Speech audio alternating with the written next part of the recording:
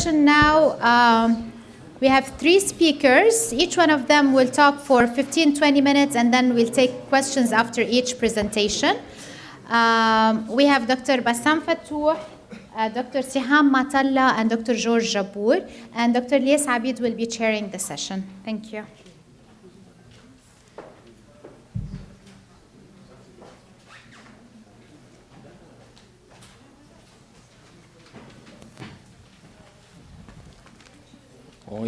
Good evening, everybody. I'm Lies Abid. I'm from ISC Paris Business School. I am happy to chair this session, namely energy and the macroeconomy. You have 20 minutes for each presentation and 5 to 10 minutes for discussion. We will start by Professor Bassam Fattouh from Oxford Institute for Energy Studies. Will present the paper entitled Economic Diversification in the MENA in the Context of Peak Oil and Energy Transition.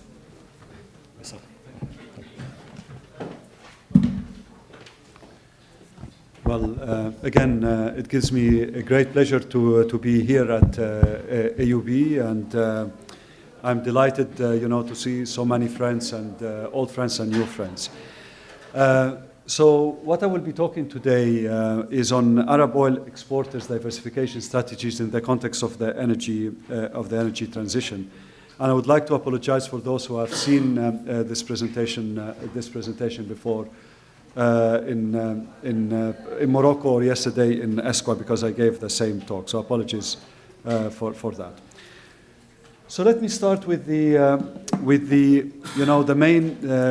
main idea behind basically this paper is basically it's a conceptual paper, and what we wanted basically to put is what are some of the issues that the Arab oil exporters should really, how should they position themselves in the area where we're seeing massive transformations in the energy scene. Now, as you know, economic diversification has been a key development goal for the Arab oil exporting countries for decades, and this is really evidenced in their various national development plans. And achieving this objective is seen by many of the oil exporters as really very important for their economic sustainability and their economic security. And while some Arab countries have made some good progress in diversifying their economic base, actually, most of indicators of economic complexity, diversity, and export quality all point to the fact that Arab oil exporters are actually still lagging behind other emerging market economies, including commodity exporters in the other regions. So what is the problem? What is basically why this diversification? This drive towards diversification. The fact remains that the oil sector remains very profitable and the margins are very, very high. And that is a fact that we cannot really escape from. And even the industries that those Arab countries that are trying to go into, such as renewables, tourism, whatever, the margins are much, much lower in the oil sector. The problem with the reliance on oil revenues is that gives rise to 3 main challenges. The first one is that it does not generate a stable source of income, as oil prices fluctuate very widely. A related problem is that in many countries, oil rents are not big enough to provide sufficient income for the growing population and extensive welfare system. So that's one of the main problems. The second one is that the oil industry is capital intensive in nature and does not generate enough jobs for the hundreds of thousands entering the labor market each year. And I think the third and quite important aspect that we are seeing is that there has been a paradigm shift about the future prospects of global oil demand. Technological improvements, acceleration in efficiency measures, changing social preferences, and government policies to address climate change and air pollution are expected to result in a slowdown in oil demand growth.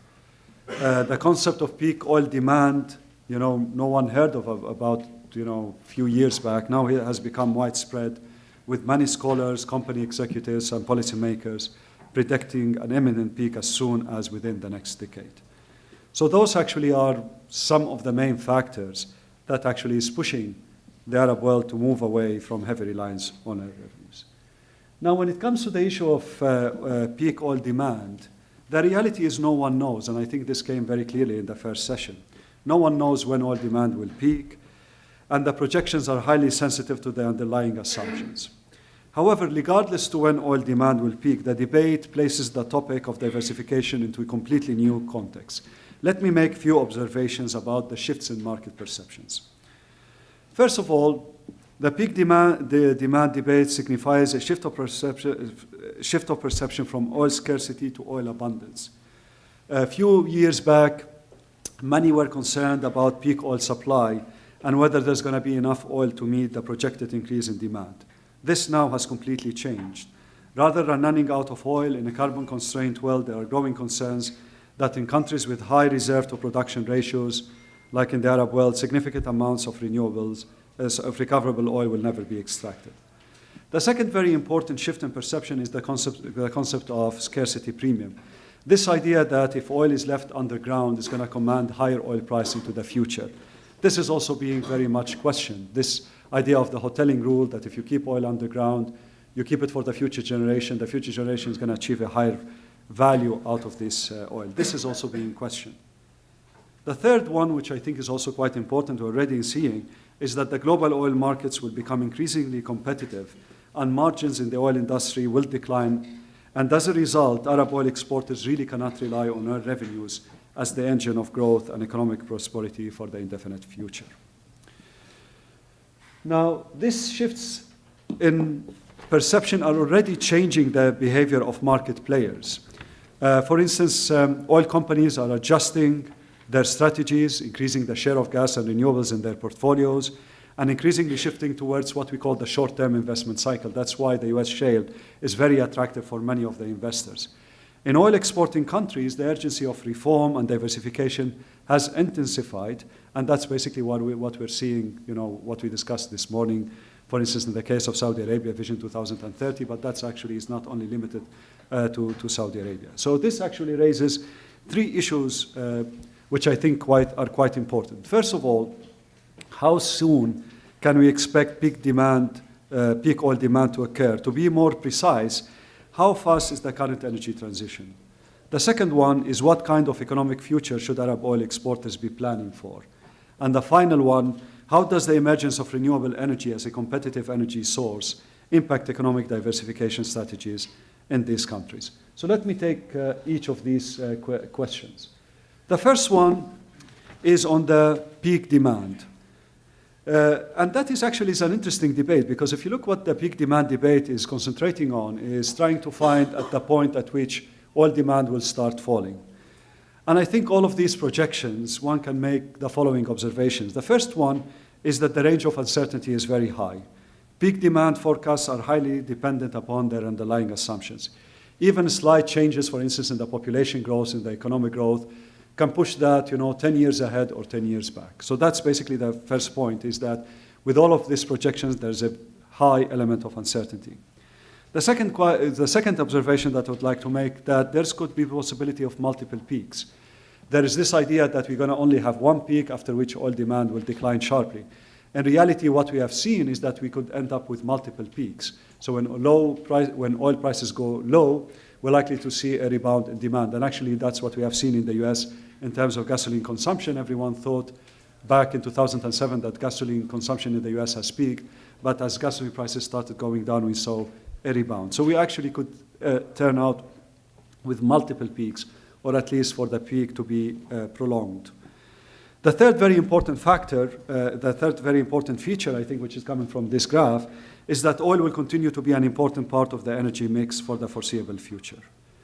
And this graph basically shows us that if we don't invest in the oil sector, the decline in oil production is likely to be much faster than the decline in oil demand. So there's going to be a massive gap, and this gap needs to be filled by those countries which have reserves, and that basically means the Arab world. So regarding the last point, I think it's quite important to stress what is driving that last point, this idea that oil demand is not going to fall very sharply. Instead, even if oil demand falls, it's likely to be a gradual slowdown. Now, what is underlying this view is the fact that energy transitions are a very slow process. If you look at historical data, if you look at the evidence of coal, of other energies. Basically, they have not exited the energy mix for even, despite many, many decades. And why is that? Because, of the massive infrastructure built around the fuel, the lock-in and path dependency, the huge sunk cost. There's many factors, basically, which many people believe that the energy transition is likely to be a very, very slow process. Having said that, the possibility of a fast transition cannot entirely be discounted, as the current transition bear characteristics that represent a clear break with the nature of the past transitions. One major difference is that, with this transition, it's being driven as a solution to a problem, which is a climate change. It's a solution to a problem of air pollution, and it's basically very much supported by government policies. And I think that is the main factor which distinguishes this energy transition from past energy transition, is the role of government involvement, and it is basically trying to solve a problem, and that could push the energy transition faster than what we have before. So what one concludes from this is that the speed of energy transition is highly uncertain, and that's basically what Arab oil exporters should adapt to this reality that we're basically operating in a world, or we are entering in a world, where the energy transition is highly uncertain. So how should Arab oil exporters adapt to this energy transition? This is a very difficult and complex question, but whatever strategies they adopt, they should take into account the consolidation of three key global trends, which I think they should try to emphasize and put into their energy strategies. The first one is oil demand is unlikely to increase strongly over the next 2 decades. Government oil substitution policies will continue, and what we're likely to see that oil demand growth will likely to slow down, even in non-OECD. The second one is that the large investments will continue to be needed in the oil sector to fill the investment, to fill the gap in supply. Even in the most pessimistic scenarios, we still need something like 75 million barrels per day. And that basically requires massive investment in the oil exporting countries of the Arab world. And that is why I would argue later on that actually the energy sector, the oil and gas sector, is not going anywhere, and it will continue to dominate the political economy of these countries. The third point, which I would like to make as well in that, is that the renewables are at an inflection point, and it's quite important for the Arab oil exporters basically to take advantage and to be part of this transition where renewables is likely to be playing an important role. I think this is one of the main certainties of the energy transition, is that renewables will likely to play an important role. So let me talk now, since the energy sector, since the oil and gas sector is likely to be part of those economies, and it's not going to go anywhere, because sometimes people basically talk as if we are moving away, that as if the oil sector is a sunset industry. I really don't see it as a sunset industry at all. Instead, what we really need to think is that this oil sector will continue to dominate the economy, but it needs to play a more active role in the diversification process. And how they do that, I think this is basically the challenge. For instance, extending the value chain beyond simply producing crude oil and exporting it to international markets. And that's what we're seeing, some of the developments in the Gulf countries is moving in that direction. Another way is, to foster both backward linkages and forward linkages through local content policies. That's why I think this is an area which is very much under research in the Arab world. How basically to make the oil industry's linkages, both forward and backward, more solid. The third thing which we discussed today is basically, in terms of the oil policy, is how to make sure that oil prices remain actually at a reasonable level that that continue to encourage demand. So the point basically I want to emphasize here is that in our analysis, really, we should not start from the starting point should not be that the oil and gas industry are going to disappear. I think actually, it should be part at the starting point of our analysis is how to diversify, how the energy industry, how the oil and gas sector actually can play a role in the diversification process. The second point is that regardless of whether you believe in stranded assets or not, and what we discussed basically earlier today, is that all of the Arab oil exporting countries should pursue efficiency measures. They should basically increase the role of renewables in the energy mix. They should increase the gas in the energy mix, introduce efficiency measures, pricing reforms, because actually this is actually needed. This is very, very much needed for the well-functioning of the economy. The third point is that, which I emphasize, that Arab countries should not miss on the renewable revolution, but at the same time they should not basically be, under the impression that this transition is going to be fast and you're replacing one source with another source. That's actually not true.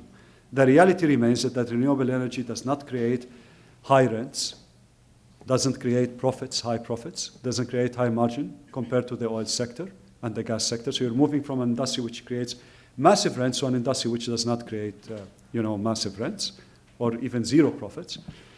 The second point is that, renewables doesn't create jobs. It's the same, exactly. It's a very capital-intensive industry, and there's plenty of evidence now. And I think, perhaps this is going to come in the IRENA reports and the others, which basically showing that renewables do not create a lot of jobs. Okay, and there are some examples, even in the kingdom, for instance, which are showing that, for renewables, wind turbines, assembly, things like that, it really doesn't create much jobs. I really need to start seeing the evidence that it does. So basically, you are transitioning away from an industry which creates high margins to an industry which creates low margins, and it cannot basically be the solution. So this idea that the renewables can be the solution for the Arab countries, actually this is not accurate. I think where the renewables is likely to play a role is in complementing the oil and gas industry, for instance, by freeing oil for exports, by freeing gas for exports, and the economics basically there makes much sense. So that's why, rather than thinking of renewables as a separate, it should really be integrated in the thinking of the Arab governments. The final point which I would like to make is that oil policy will continue to matter, and this is perhaps related to what we are seeing today. Because there is this idea as well that, many consultants will come to the Arab world and say, since demand is going to disappear, why don't you get all of this oil under the ground and put it into the market? Fast monetization of reserves. Now, what will happen? If this is, imagine basically a world when demand is increasing and supply is increasing because everyone is putting basically the oil from underground and putting it into the market, what's going to happen?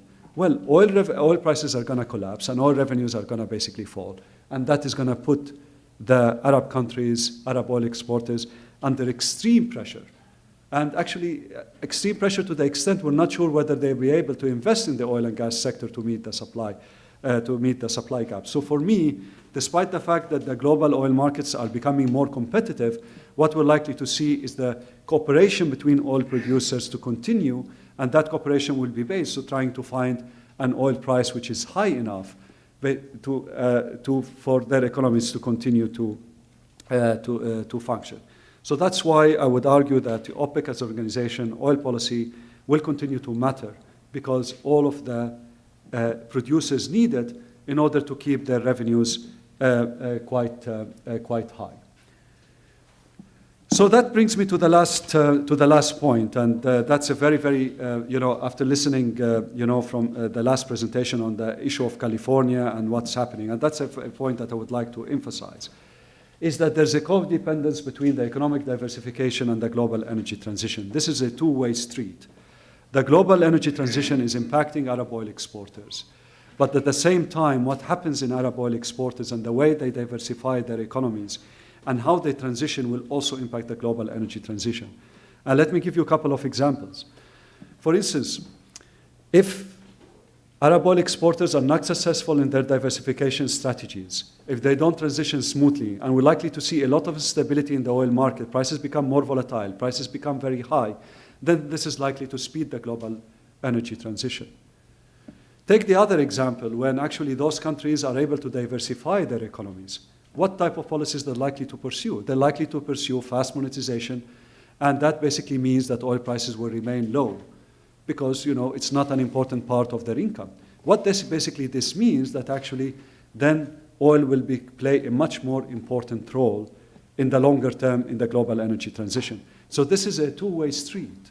We cannot just basically accept the fact that global energy transition is already impacting our behavior in these governments here, But it's also quite important to emphasize what happens in this part of the world will also influence the global energy transition. And with that, I conclude. Thank you very much for your attention.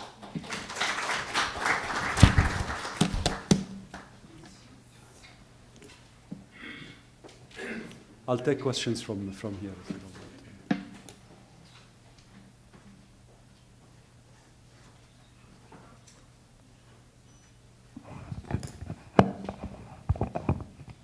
Thank you for this presentation. I have any questions? Dr. Bassam, as you know, our oil is the cheapest. Yes. So the last to exit, if there is, even fast move toward transition. Now, I'm not debating because the issue of diversification is very important. It's very important for the manpower, to absorb the manpower and the rising numbers of graduates and so on. However, what the argument that oil, as far as our economies is concerned, is going to have of a lesser importance. I don't believe so, because the last to exit, which means the last, say, around 20 million barrels, okay, they will be still from our part of the world because we have the lowest cost of production. Yeah. So why don't we base the studies on the lowest return from the sale of that oil, trying to project what would be then the oil price and how would it impact? Because other people will stop producing because simply they cannot afford to produce it. So this would bring stronger arguments then. It brings better vision toward how much actual deficit would be, okay, in the fiscal issues. Absolutely. I think, Mounian, you touched on that. That's why basically, I've wrote this paper because, as I said, actually Giacomo, where's Giacomo? He's encouraged me actually to write the paper because he said, I'm reading a lot of these papers and all of these papers starting from the point of view that basically the oil and gas industry is not going to be there and it's going to be basically a declining industry. And we discussed this and we said, on the contrary, the dominance of the oil and gas sector will continue to be there. And that is why we need, if we are diversifying, if we are transitioning, whatever, it should be part of the solution. It's basically should not be considered only as part of the problem, given our high structure of our economies and highly reliance on revenues. But I think the other point, which I think I emphasize here, and I think what you are alluding to, is that the margins in the oil industry are likely to become smaller and smaller and smaller over time. It's going to become a more competitive market, and the margins in the oil industry are going to become smaller. But those margins are still quite high compared to the other industries that we're trying to diversify. And that is basically the challenge, is you're trying to diversify into industries which the margins are very low, away from an industry, even with the declining margin, they are quite still high. And I think this is basically the interesting story and try to find a way how to deal with those things. So I agree with your approach 100%. And that's basically what I've been advocating, is to realize that those margins are likely to become thinner, but at the same time realizing that, that they are still quite important and they will likely to continue to be an important part of the political economy of our countries. So that's why, we can basically talk about California, we can talk about other countries, but it's quite important to understand also the rigidities, the structural elements in our economies. We really cannot transition as fast as people want us to do. Yeah. And if we don't transition smoothly, that is actually, it's in our interest for us to transition smoothly. Because what is the best outcome for all of the countries in the region? For them to be properly diversified and to have massive reserve base. Because at this, they can produce as much as they want. And they can crowd out all of the high-cost producers. But unfortunately, we cannot do that because of the realities of our economies. Hello, Tony Harro. I want to ask regarding the point of employment and the employment generated by renewable energy projects or renewable energy business. Yeah. You mentioned that the employment generated by this sector is not significant, while we know from the United Nations reports earlier in 2010, I think, around this period, it was it was announced or heralded as being a generator of employment and a new business sector that will generate a lot of employment. And also, for example, from our experience in Lebanon that Dr. Joseph Al-Assad mentioned earlier, that there are 125 companies, around 10,000 persons working in the renewable energy sector in Lebanon since inception. And so we need to know really what is absolutely, and that's basically why I always argue that it's very important for the evidence to be there, basically to show that renewables actually can be a massive employment generator. I think let's wait for I think in a couple of months there's going to be a study by IRENA looking at the generation of employment within the renewables. And I think you will be shocked by some of the results, how little it does basically create jobs. But I think you can take examples, for instance, in terms of the construction, for instance, if you're constructing, take for example, the Shagaya in Kuwait project, which is a massive, renewable project, solar. And during the construction, you create jobs. But for actual operation, you don't need really much. This is all basically, high technology. Osama, how many jobs basically, We have only 3 operating the whole thing. Three people operating basically the whole farm, okay? Now, where can jobs basically created? People talk about services, putting things in the panel, whatever, and all of that. I think the evidence is not clear. But certainly, even if it generates jobs, it's not going to basically be solving the employment problem for the many of the MENA region. Well, that's another example, I think, from Saudi Arabia as well, because what happens, if you only do the assembly plants, those assembly plants are capital intensive, but actually they don't generate much jobs as well. Okay? So the evidence, we should not take it for granted that the evidence is there that renewables generates massive jobs and whatever. It's not true. It's very possible that if you go through the petrochemical chain and you establish industrial parks, like what they're doing in Saudi Arabia, actually you can generate more jobs that way. Okay? So we have taken basically away that the oil sector oil gas sector don't create jobs, and renewables creates all the jobs. I think, no, the debate needs really to be balanced. Okay? Thank you, Bassam. I was given the, all right, the mic. But I agree with your overall assessment about peak oil demand. But I think it's a scenario that the policymaker has to incorporate in one of their scenarios. We cannot ignore the fact that there are lots of things happening. They will be slow and so on, but this is a scenario that has to be taken. So we cannot be complacent about this. And I also agree with you that, and with Ma'moon,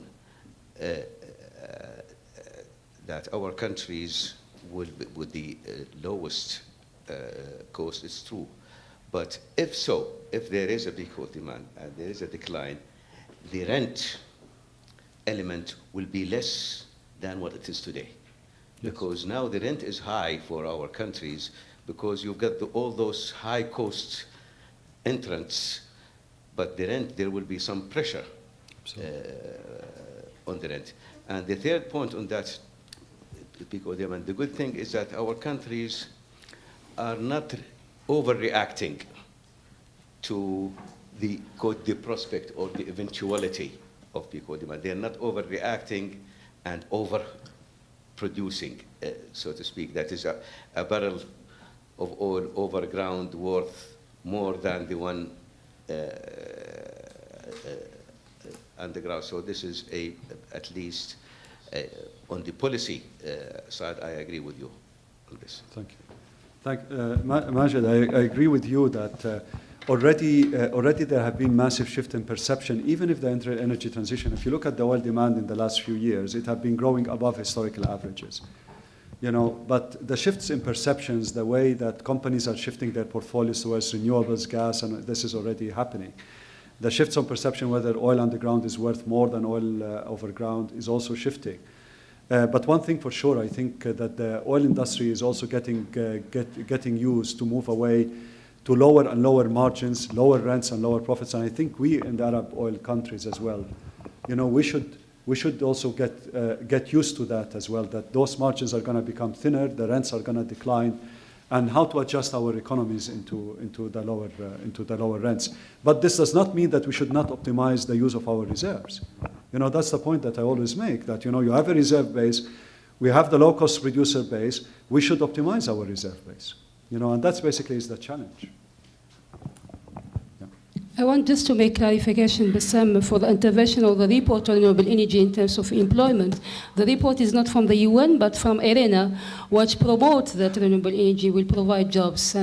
But basically, it was really specific that at the implementation, not but after that. But what IRENA is promoting also and trying to do that effectively is that we developed a study on local manufacturing within the Arab region, and we identified that only through local manufacturing and going beyond just renewable energy, looking also energy efficiency through collaboration among the Arab countries, because you need to have the market, then sustainable energy solutions in terms of renewable energy efficiency, we'd find, I would say, create much more jobs compared to the traditional. Absolutely, Radia. But that's what I'm saying. There are so many ifs in your if this happens, if this happens. And that's what I'm saying, exactly with the oil and gas sector. If we do if we go down and we do industrial parks and we do this and we do that and we do this and we do that, we can also create jobs. So I think we should not, basically we should try to integrate everything, and we should try basically to also use the oil and gas sector as well as, as much as we can to create jobs as well. So that's basically the point. Thank you, Professor.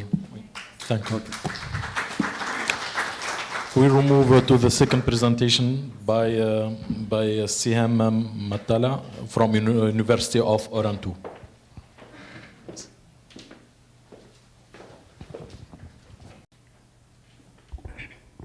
So peace be upon you, ladies and gentlemen. It's a great honor for me to be here. And I would like to thank the organizing committee for inviting us to participate in this great conference. Today, I'll present a paper about economic diversification, MENA oil exporters. What about the main binding constraints facing this process? So the governance natural resources nexus has been intensely debated in recent decades. And many economists have highlighted the intrinsic role played by good governance in institutions in escaping the resource curse. And in fact, the institutional frailty is a troubling truth behind the synchronization of natural resources. And because it ensures that natural resource rents will be misguided and misused in unproductive activities rather than in productive directions. And there are some examples. For example, some countries, some natural resource-rich countries like Norway and Botswana have harnessed their natural resource rents to generate robust and sustainable economic growth. And this shows the wisdom of insisting first and foremost on stepping up institutional reforms and building up good governance that is the way out of the resource curse. And it's worthwhile to note that stability and democracy have arisen in Norway before discovery of oil. Also, Botswana has successfully managed to escape the resource curse by enforcing property rights and enhancing good governance. But what will we see if we change the view and angle and turn the spyglass towards oil-abundant MENA countries? In fact, MENA oil exporters, heavily dependent on oil export revenues, are vulnerable to the triple whammy of falling oil prices, expenditure cutback, and sluggish growth. And this situation, combined with unchanged spending, will cause the budget surplus in some countries to dwindle. And of course, other countries, especially those with insufficient fiscal buffers, will not be denied a galloping budget deficit. And unfortunately, besides the looming problem of the resource curse, the plunge in oil prices may not leave policymakers elbow room for maneuver, and this could be the straw that breaks the camel's back. And the deep roots of today's emergency situation can be revealed with a glance back at this country's governance and institutional tissue. For this purpose, this paper aims to unearth very interesting aspects of this situation. It aims, on the one hand, to test the impact of oil rents on economic growth and examine the main symptoms of the resource curse phenomenon in MENA oil exporters, and on the other hand, to investigate the role of good governance in avoiding the resource curse and in turning oil rents into a tool for economic diversification in MENA oil exporters, over the period 1996 to 2017. Therefore, the present paper is divided into the following 5 sections. And now we move on to the section number 2, which presents a theoretical and empirical review on resource curves and good governance and the links with economic growth. So first, the natural resource trap. How much do governance and institutions matter? So the problem lies not in the resource abundance, but in the way of managing resource rents and the ability of policymakers to establish the appropriate institutional environment and implement growth-promoting policies. And in fact, the correct behavior stem from increasing resource rents, encourages individuals to seek a piece of the resource pie instead of engaging in productive activities. And also corruption pursues power-hungry governors to stay in power, and thus causing a tremendous lack of accountability, inefficient allocation of public funds, and serious distortions in the economy. But in contrast, a strong institutional basis can preserve resource-rich countries from the ravenous behavior of politicians who make no effort to improve institutions that can regulate private sector activities and curb rent-seeking activities. Second, diversification away out of the resource curves. But what about the main binding constraints facing this process? So economic diversification is a better shield against the resource curves. It is the process by which natural resource-rich countries can counteract instability and escape the worldwide slump in resource prices. But since it is evident that diversification can entail substantial benefits, so why don't, for example, many oil exporters diversify more? There are many reasons for this, such as lack of clear guidelines on diversification, the entire support to heavily energy-dependent industries, and the private sector's dependence on government spending. Perhaps the answer is hovering around some political interests, because diversification strategies can exert a serious threat over the seats of power. And it's worthwhile to note that economic diversification requires a burning political desire instead of dreading the cost of the process. And third, we have the triptych: good governance, diversification, economic growth is natural resource wealth, boon or bane. So the interaction between resource rents and weak governance can render resource-rich countries financially underdeveloped, lead to imprudent fiscal monetary policies, and thus weakening the foundation on which economic diversification and sustainable economic growth build. And it's worthwhile to note that poor governance contributes to the depletion and degradation of natural resources instead of spending them to lay the basis for economic diversification and sustainable economic growth. But in contrast, the building up of strong or sound institutions is the only mediator that can reconcile the twin goals of diversifying economic activity and yielding benefits from resource abundance. And admittedly, good governance can not only pressure governments to use resource rents wisely in paving the way for fledgling sectors, but also create and maintain a healthy business climate in which these sectors can flourish and make significant contributions to national economies. And it's also worth bearing in mind that governance quality determines whether natural resource wealth turns out to be a boon or a bane. For natural resource-rich countries, of course. Now, we move on to the section number 3, which discusses oil rents, economic growth, and good governance in oil-bond-dependent countries. First, the need for setting up precautionary buffers in order to cope with oil price volatility and deal with emergencies is long being felt. But even substantial fiscal buffers can be fully exhausted if oil prices continue to slide. And it's also worth bearing in mind that the composition of fiscal adjustment that matters most for avoiding future bottlenecks reveals a strong tip towards retrenching to some extent the current spending while maintaining priority social spending. And second, the clear differences in economic growth between GCC countries and non-GCC MENA countries have been heightened by the political turmoil that has spread across several non-GCC MENA countries. And the exhausted fiscal buffers will leave MENA oil exporters with no choice but to expose the card of public spending cuts in order to fend off looming crisis. And this step entails not only decreased investment spending, but also adverse implications for future growth, especially in countries with paralyzed infrastructure. So the alarm bells are ringing. It's the moment of economic diversification, and it's time for private sector job creation, which is a target that oil-abundant countries really want to make happen, but it seems impossible given the current fiscal and security situation in the region. And this is exactly what we should expect if the private sector itself is heavily dependent on government spending. And policies aimed at creating incentives, enhancing skills in line with private sector's needs, and improving business climate may seem far-fetched, but successful experiences of diversification show that they are not.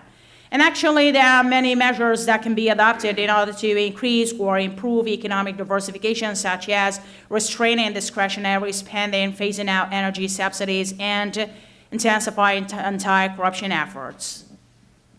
And third, there is a great deal of variability in governance quality across oil-abundant countries. In fact, GCC countries continue to dominate the top tier of governance scores, while non-GCC countries in red lag behind comparator GCC countries in most, if not all, governance indicators.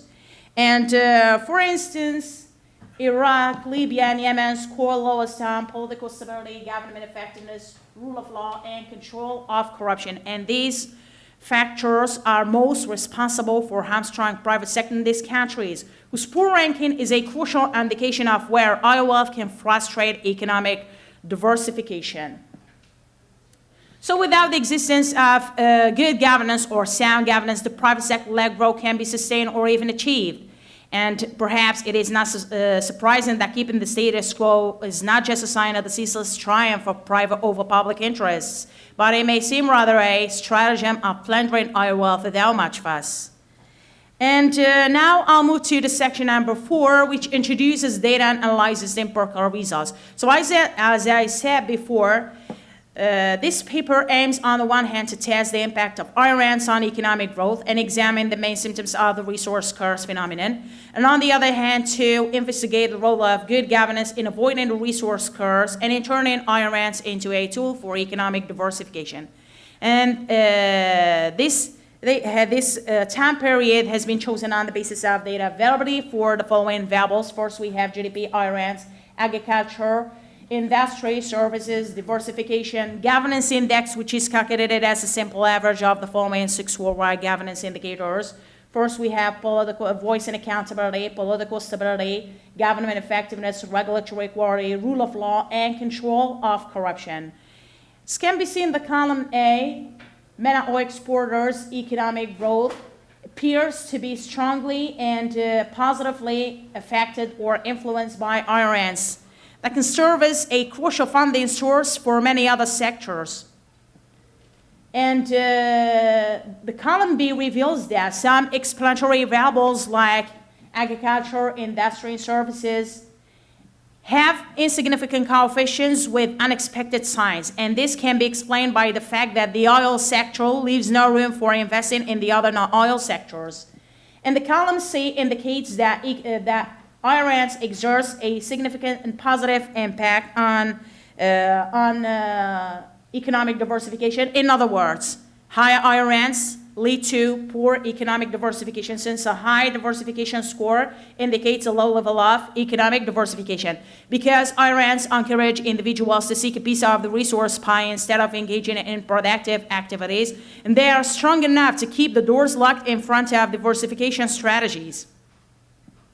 And the column F shows that shows a negative association between oil rents and governance index, highlighting the fact that the great dependence on oil rents generates a poor governance framework, which in turn frustrates efforts at economic diversification in oil-abundant countries. So on the basis of these results, MENA oil exporters have been diagnosed with resource curse. And in order to investigate the role of good governance in avoiding resource curse and in turning oil rents into a tool for economic diversification, we estimated several models in which each governance indicator was analyzed separately for avoiding the problems of interdependence between governance indicators. This can be seen in the column A. Economic diversification appears to be strongly and negatively influenced by governance index. In other words, high governance leads to higher diversification, since a high diversification score indicates a low level of economic diversification. And it's worthwhile to know that good governance is a key ingredient in the diversification recipe. Furthermore, the multiplicative interaction term between governance and IRANS yields a significant negative coefficient, implying that the combined effect of governance and IRANS is effective in improving economic diversification. And the validity of our instruments is confirmed because the Hansen G statistic is insignificant, therefore the null hypothesis of valid instruments cannot be rejected.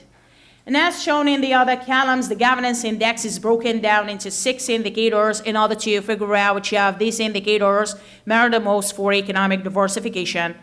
And in fact, the diversification index appears to be strongly negatively influenced by voice and accountability, political stability, rule of law, and control of corruption. These 4 pillars support a diversification away from over-reliance on oil in oil-abundant countries. So in general, the enhancement of MENA oil exporters' good governance capabilities is the way out of the resource curse, because it is the only mediator that can reconcile the twin goals of diversifying economic activity and yielding benefits from resource abundance, and hence turning oil wealth into a boon and enabling oil-abundant countries to generate robust and sustainable economic growth.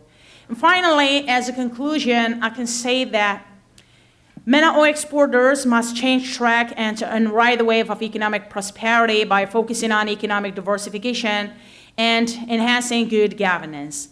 In pursuit of these goals, policymakers should take into account that the first step in embarking on promising diversification strategies is to build a measurable plan with realistic, clearly defined, action-oriented goals. And it's worthwhile to know that this plan should be executable.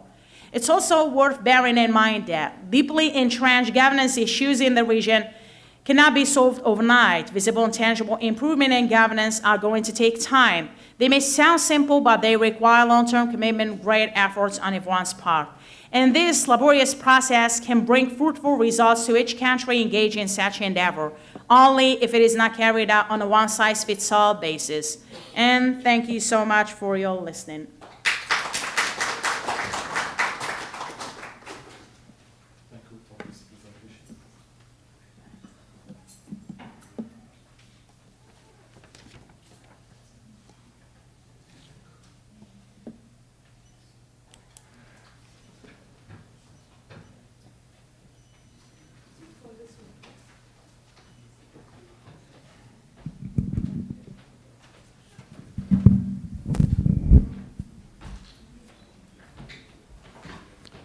Thank you for this presentation. Any question?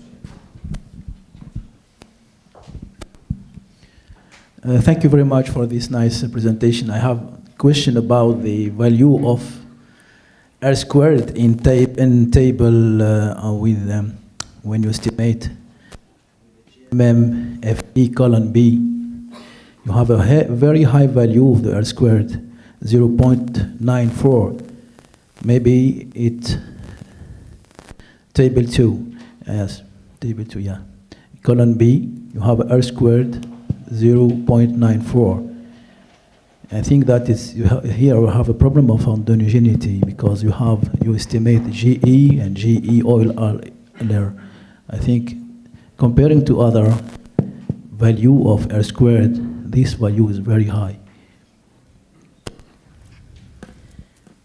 Okay, and nice observation. Yes, in fact, but this R squared that you observe is only in one model, because in other models, I found that R squared is just,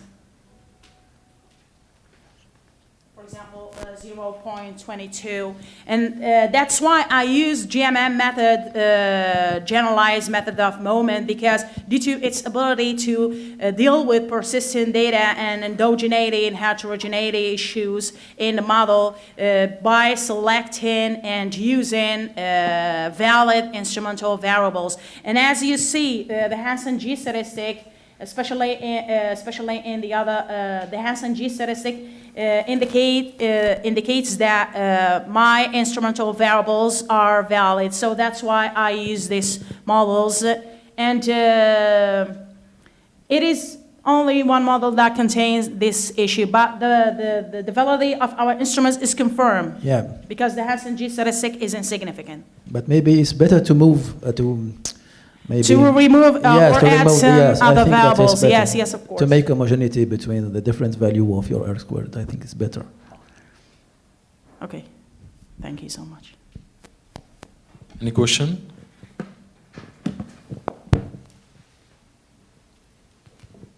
Thank you very much for the excellent presentation, and I'm proud that an Algerian researcher is presenting like an American native.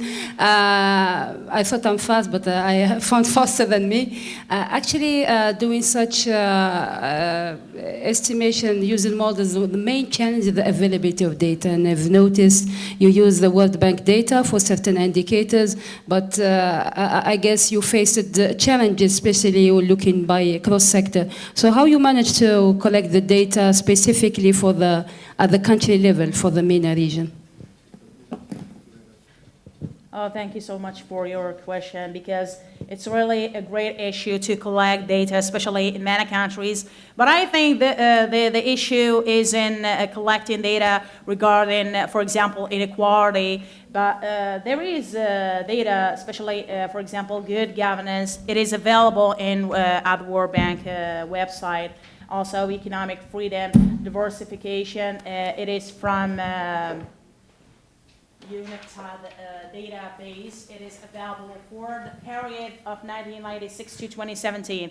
So it's really important to extend that period and use other variables. For example, ICGR database. It's also really important, but I prefer to use good governance indicators from the World Bank, because it can give us a great vision and more wide vision of the most important issues that we can that MENA oil exporters are facing. For example, especially in terms of voice and accountability, it's really hard to collect data regarding voice and accountability in MENA oil exporters, especially in Algeria, for example. It's really hard to find that kind of data, and also political stability and regulatory quality and governance effectiveness. And the most important factor or indicator that I consider is good in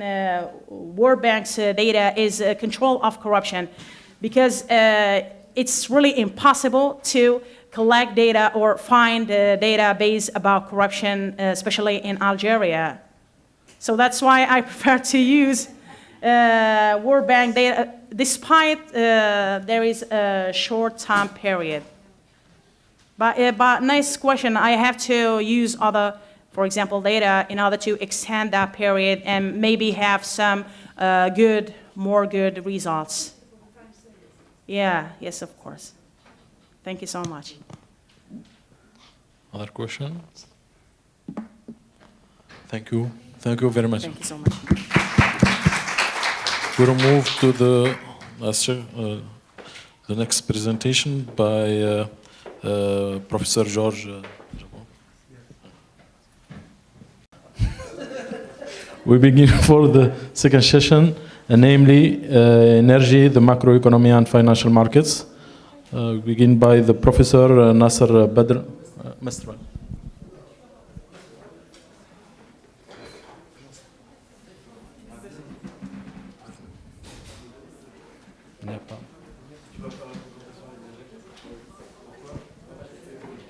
Okay, so shall we start?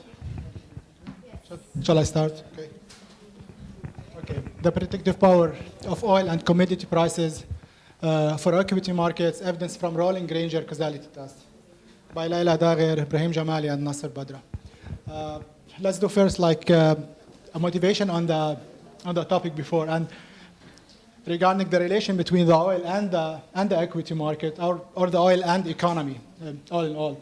Usually, a large literature has been before 2000, actually, little was known on the relation between oil and the economy, all in all. But then actually it emerged like two strands in literature. One of them actually, the first strand actually in literature uses like the VAR model and the vacuum model actually to gauge the effect between oil and equity markets. Among others, Hamouda and Choi, Jones and Cole, Kilian and Park, and Miller and Ratti. Actually, following this trend of literature, many have followed actually Kilian work in identification of the shocks of the oil.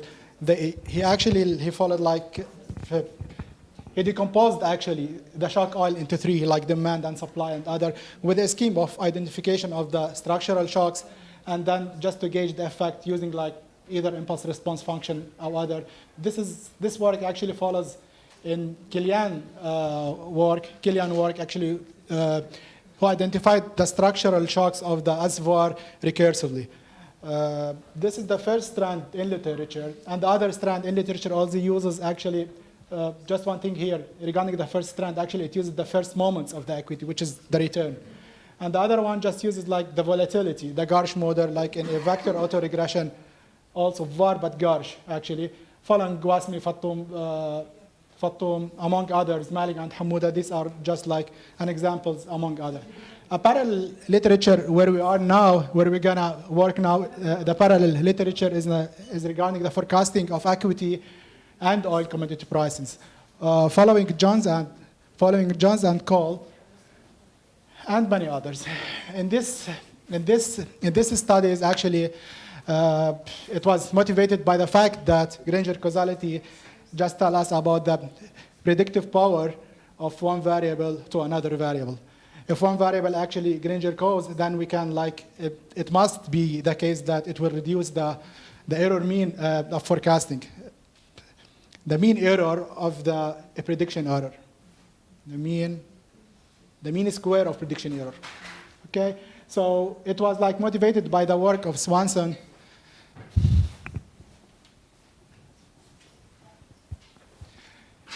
It was motivated by the work of Swanson and Swanson et al. 2003. So the goal or the theme of the paper is to examine the predictive ability of oil and commodity prices for equity markets in 4 countries. 2 of them in the Arab countries, and the other are 2 European countries. Actually, for the Arab countries, they are United Arab Emirates and KSA, France and Italy. The contribution of this paper, actually, we studied the predictive power of oil price movements while accounting for changes of prices and other important commodity and global economic activities and the changes in the exchange rates. While we are studying the relation between the stock market equity and the oil price, it is imperative to include some variable, actually. Those variables, actually, they are like the global economic activities, which is actually, it is proxied by the dry index, the exchange rate, and the other commodities. So all in all, our work becomes like a threefold work in which the oil and stock markets, we visit like the oil and stock market, next is the relationship, the interlinkages between equity and commodity markets, the relationship between equity markets and exchange rate, because our VAR model contains these 7 variables. Indirectly, we are inferring about the relation between exchange rate and equity, about commodity markets and equity, oil prices and exchange rates and the other. So the fact that commodity and equity prices are driven by a common economic factor, which is actually have been documented in the literature, following like, of which like Dwook and Jamali, because it's as closer here actually in the MENA region, commodity and oil price changes can be useful predictors for equity returns. So motivated by this like literature, we go and fit like VAR model. This is just like a recap regarding the model itself and why we included like regarding the omitted variable bias here. Leopold like actually chose like the omission of the important variable leads to invalid inference. So this is why we added like the exchange rate and other commodity. Although actually it will reduce the power of because because the degrees of freedom will be less, and we are going far beyond like 5 or 6 variable. It is 6 variable, but we were falling back on a big sample, which is like for each and every window, it is like 600. So our hope just to be like consistency was our hope just to get better results, and this is the case in our paper. This is there is a list of the variable used, the stock market returns, Brent oil changes, gold prices, copper prices changes, silver prices changes, Baltic dry index, and exchange rate changes. All the variable actually were expressed in differences except for stock returns, which is the log difference percentage changes. That's it. That is percentage changes. Maybe this will appear later in the paper, but actually it follows as we are going through. Granger causality, is expected to be time varying, of course, because the relation. This has been like documented in many studies before, even in Kilian and other. They documented like the dynamic relationship between oil and economic activity has been changing over time. This is has been documented in the literature, in the work of Kilian, and here also in the Blanchard and Gali and Blanchard and Reggie, who argued that there has been a change between oil prices and economy, among others, who followed them actually. But actually, what we are trying to say here that literature documented that there has been like a dynamic relationship between oil and economy over time. And it's not like fixed over any time. This is what we are trying. Data would just like the sample actually span the period from May 31, 2005 to April 27, 2008. Total observation is 3,369 observations.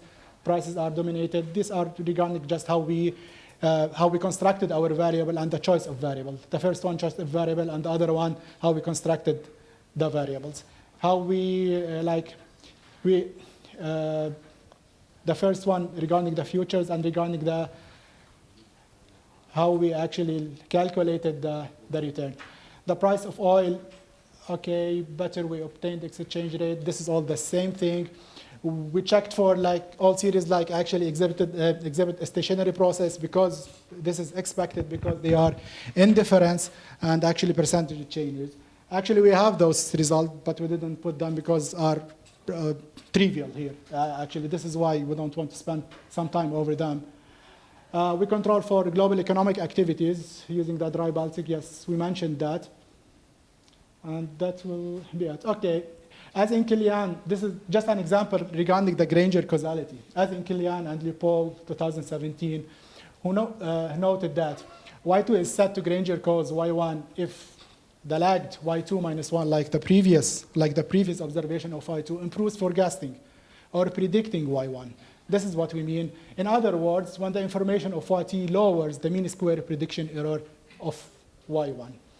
Like in this example, a bivariant var of lag V, flag P, given by this system, where Y2 is set not to Granger cause if and only if the A12, this one, at the corner, is equal 0 for all the lags. For all the lags, that's the optimum lag length, which is obtained by AIC in our case, IKIKI criterion.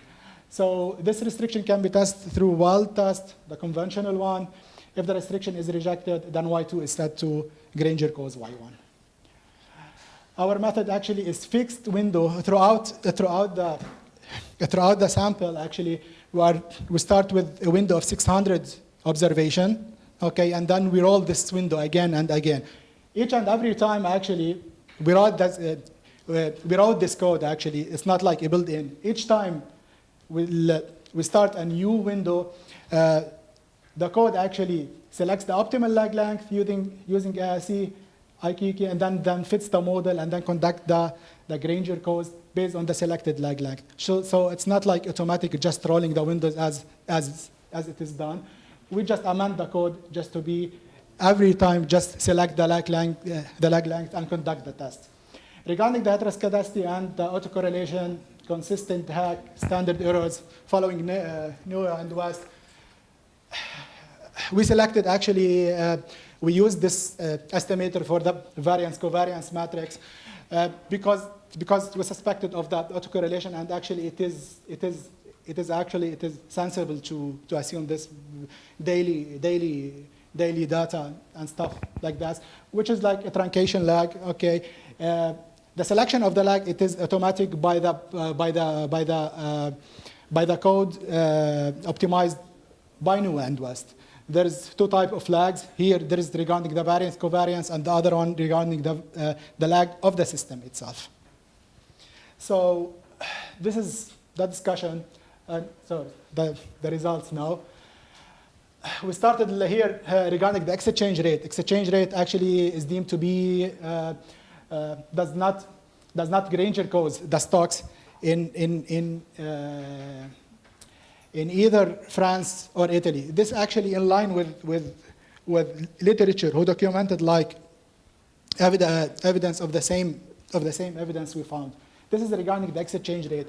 The line here is the 5% significance, below which we reject the null. And then let's say in this case we say like the equity, the stock equity actually Granger cause exchange rate if there was like below this line, which is the 5%.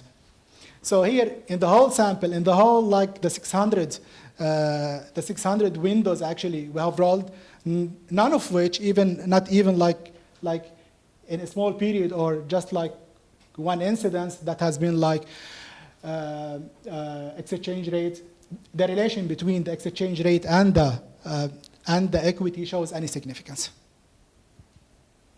So here for copper, actually, here we're just like selecting like arbitrary, just only for the importance of the result we got.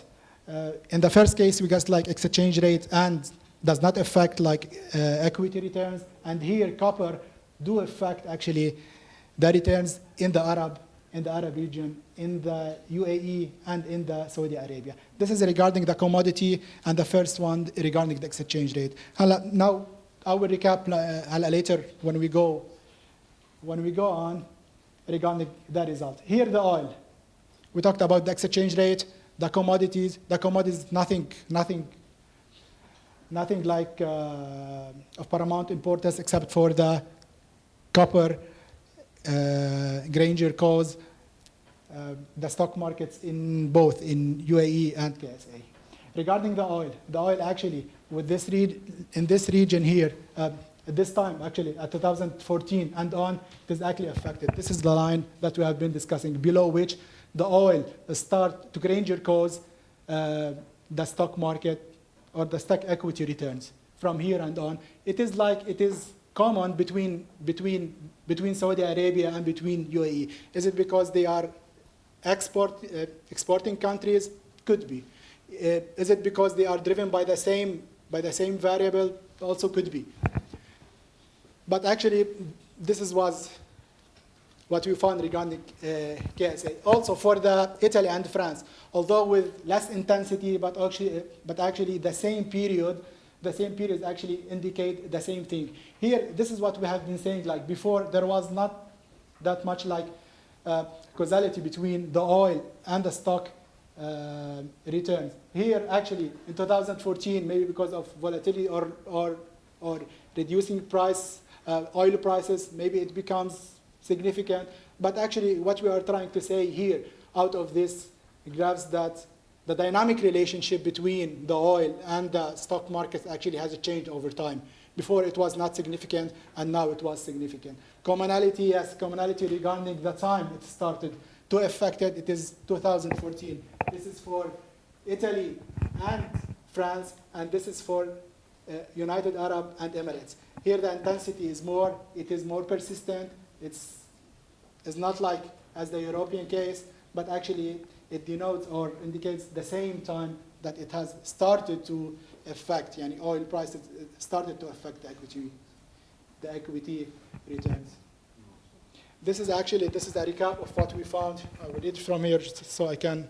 Regarding the first panel, actually, the Granger codes from commodity price, exchange rate, and the drawing. Actually, we see like only for for KSA, this is the Granger causality from commodity price changes to exchange rate, and the other to the exchange rate. To the stock equity returns. All others effect on exchange rate, on stock equity returns. So oil, for those, this is what we have been showing just before. This is the first one, what I've been showing before. No, the first one. Okay, all those incidents where they are aggregated in the 2014 and on. The other way around, okay, like the effect like of stocks of stock market equity on the oil, actually this is the other way around because it is two-way test. The other way around, it shows like there is an effect in KSA and UAE only.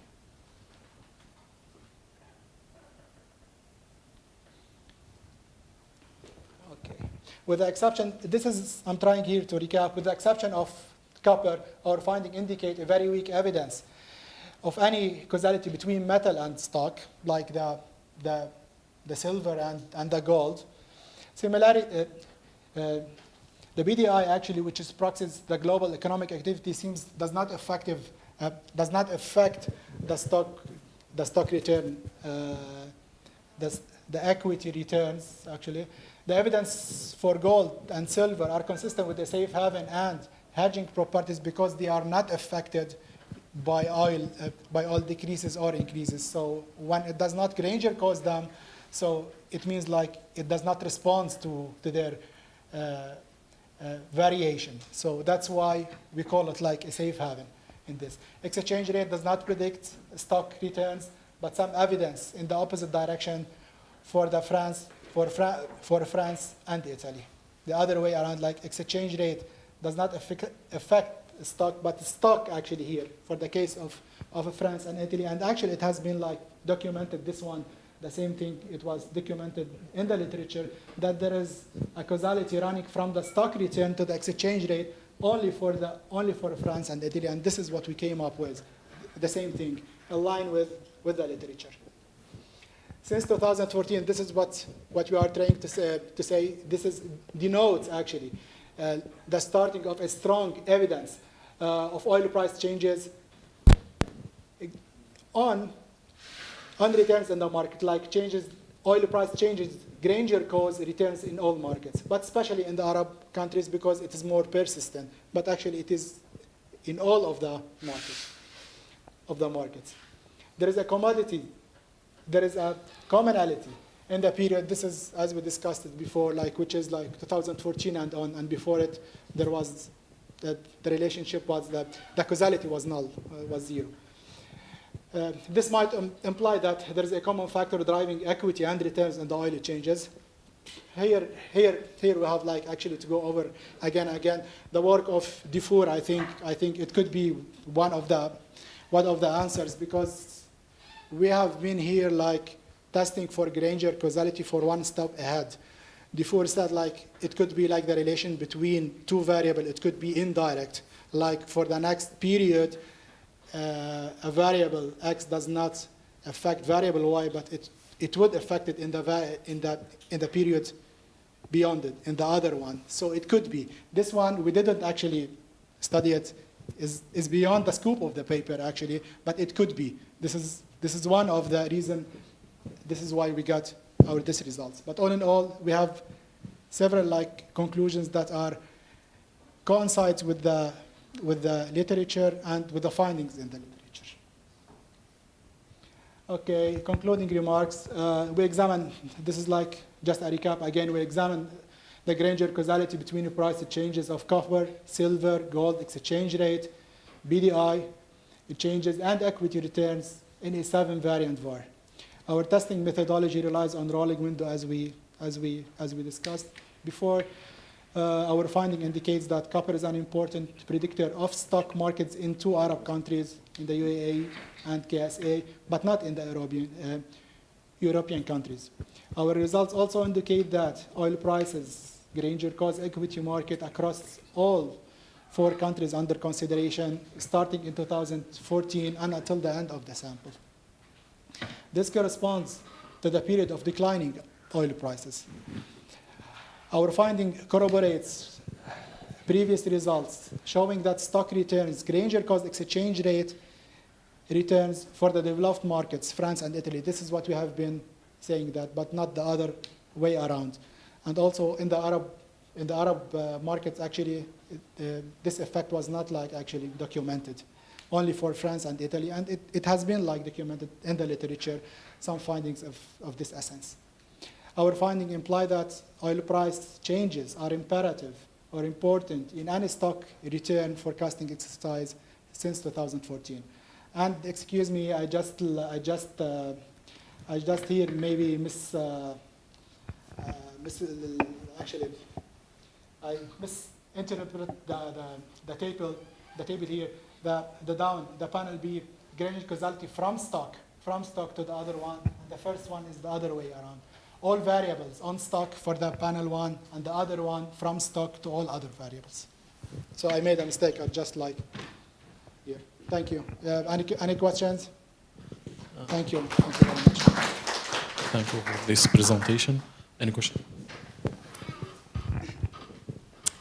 Thank you. I think I missed why you chose metals like copper, silver, and gold. And you didn't look at the relationship between the price of oil and, say, commodities. So, for example, oil is used in fertilizers. Oil is used in petroleum to plow a field. Oil is used in all of the aspects of agriculture. And it would seem to me that there would be a more direct relationship if you're looking at impacts on people and global markets rather than just the market itself. So, ma'am, actually, you are suggesting for including what variables? Just to understand your question. Commodity variables, soybeans, wheat. Okay. Stuff that you need oil, to really produce. Certainly, you need oil to dig for gold, silver, and copper, and those are rare-ish minerals, and so there's a whole set of market variables around those that are separate from oil. But food is very closely related to oil, so I don't quite understand why you chose those. Yes, most of the, actually, we could actually, the debate regarding whether to include a variable or not actually is always valid. We can actually include any variable as long as we suspect it is like an omitted variable. It could be actually the case, actually. But actually, we were motivated by the literature of the including of similar, actually, treatment of the research question, and actually we do it as a rolling window. Regarding, there is one thing, maybe it could be valid, but I'm not sure. The proxying like the BDI, actually, this is the Baltic actually dry index. It is like actually it has to do with the shipping thing and the other stuff thing. So it could be like intimately related to food. I'm not saying it is the same. Could be, but actually it's always, you can argue actually whether to include a variable or not, and it won't hurt to give it a try. Thank you. Thank you. Any question? Yes.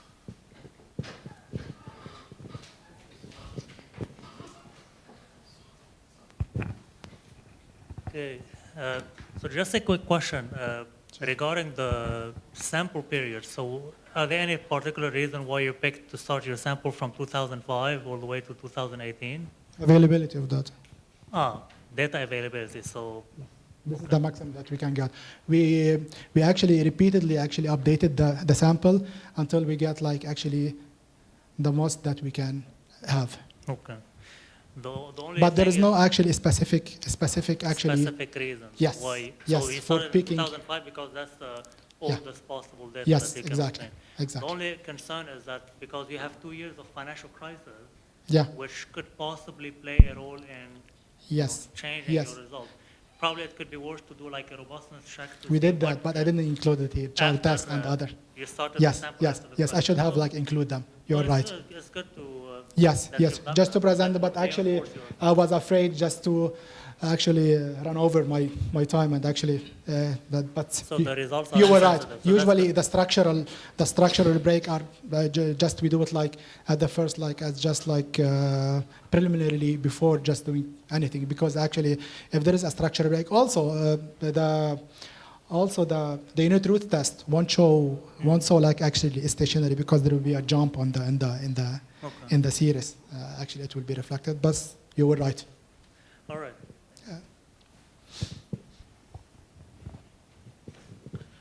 Any question? Oh, thank you very much. Thank you.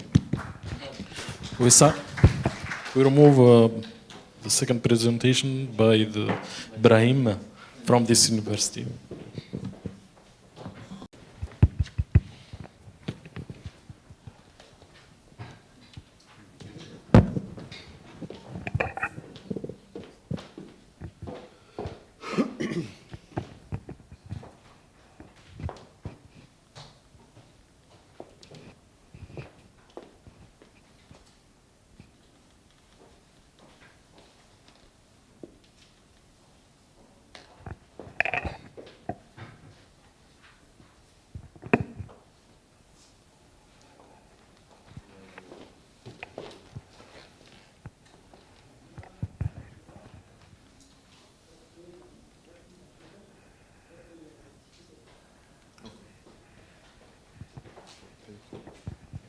Okay, so thank you for being here late in the afternoon. I appreciate it. All of my co-authors also do. So the paper that I'm going to present today is on the financialization of commodities, the case of the MENA region. So I'll start by saying this is really a paper that has to do with contagion. So I'll ask you a question. When I say contagion, what comes to mind? Any movie, any picture? Movie-wise, would you think zombies, for example? Yes. So if you look at this, you know, when we talk contagion, this is what we typically think of, zombies, right? So it's not that bad. So our results are actually nice, but you know, the idea of contagion is actually evoking thoughts of zombies sometimes. So I'll start with that. I'll tell you, well, why do we call it financialization? We start with the idea of financialization because the financial press has linked repeatedly the ebbs and flows in financial markets to oil price fluctuations. This is more so for oil exporting countries and specifically for MENA countries.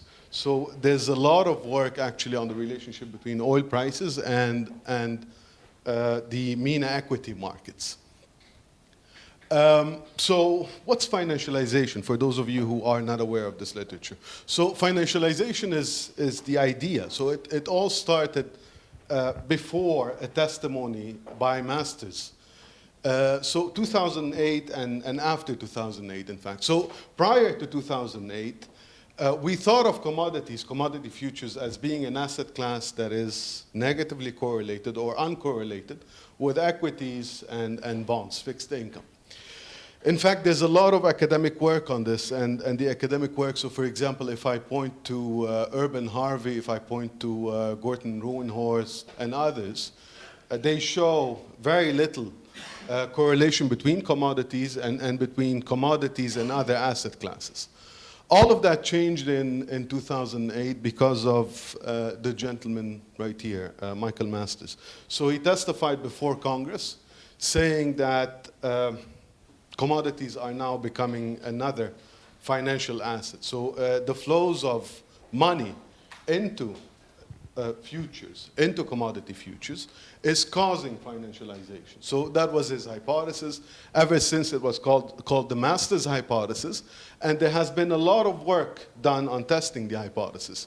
The initial evidence concerning that hypothesis was actually suggesting that there is financialization. So the initial evidence by Cheng and Xiong, for example, shows that there's cross-commodity correlations that have soared from minus 0.2 to 0.7 by mid-2008. Tang and Xiong, for example, also find that the correlations between energy and non-energy commodities, as well as the correlations, the cross-commodity correlations between index commodities, the commodities that are part of the index, have increased. So the initial evidence supported the financialization hypothesis. After that, the bulk of the academic literature came to the conclusion that it's not so clear that there's something called financialization. So the consensus emerging from the literature suggested, casted doubt on the financialization view. So we list here a number of papers that say that. So the existing studies also view the empirical evidence ascribing the increase in the cross-commodity correlations and the correlations between commodities and other asset classes to financialization with skepticism. So it's argued that, I'll just simplify this and tell you what the argument is. It's argued that because commodity index traders are long-only investors, they cannot be blamed for actually making commodities a financial asset and for increasing the correlations. So we start with this. We start from the idea of financialization, and then we say whether there is financialization or there isn't financialization. The fact that MENA countries, specifically the oil exporters and even the oil importers, so MENA countries are susceptible to oil price fluctuations. So whether we do have financialization or not, there will be an important role for oil, and I'm going to talk about gas in a couple of minutes, and gas for the equity returns of the MENA region. So we build on previous work, specifically by Zhang, Chevalier, and Ghazmi Abid Kriti and Chevalier. And this paper looks at fluctuations between the price of oil and the MENA equity market. Specifically, we're going to look at contagion within a very defined model. So we augment the model of Ghazmi, Abid Kriti, and Chevalier by adding gas prices, and I'm going to mention why we add gas prices. What is our contribution? Our contribution is the following, where this is the first study to examine contagion effect from oil price fluctuations to MENA equity returns. Also, this is the first study to assess the role of natural gas in amplifying or dampening the contagion effect from oil to MENA equity markets. Why gas? I'm gonna mention that in a couple of minutes as well. So I'll just preview the results for you right here. What we do find is strong evidence of contagion effects originating from the US equity market to MENA equity markets.